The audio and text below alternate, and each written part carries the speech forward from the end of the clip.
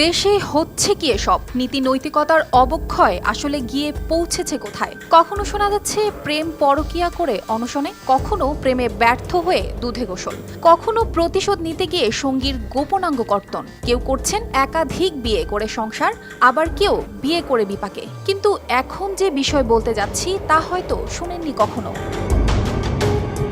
বন্ধুদের প্রতি বরাবরই প্রত্যেকটি মানুষের মনেই থাকে সফট একটা কর্নার, যার কারণে খাবার থেকে শুরু করে টাকা পয়সা জামা কাপড় সবই শেয়ার করে একে অন্যের সাথে।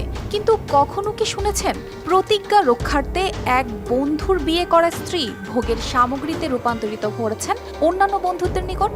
হ্যাঁ, কথাটি চরম লজ্জাজনক হলেও সত্যি।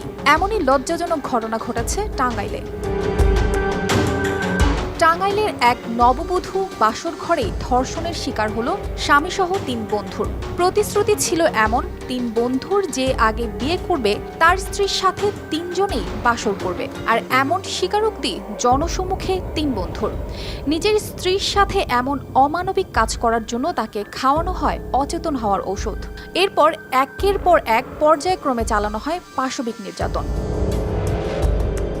ধর্ষকরা এত কিছু করেও ক্ষান্ত হননি। নির্যাতন করার পর ওই নববধূর মাথার চুলও কেটে দেন এই উদ্দেশ্যে, যাতে ভবিষ্যতে তাদের এমন পাশবিক কর্মকাণ্ডে যেন সেই নারী বাধা না দেন এবং ৩ জনকেই স্বামী হিসেবে গ্রহণ করেন।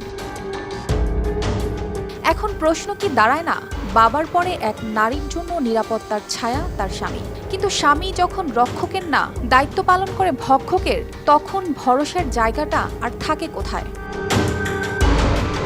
News desk, RTV।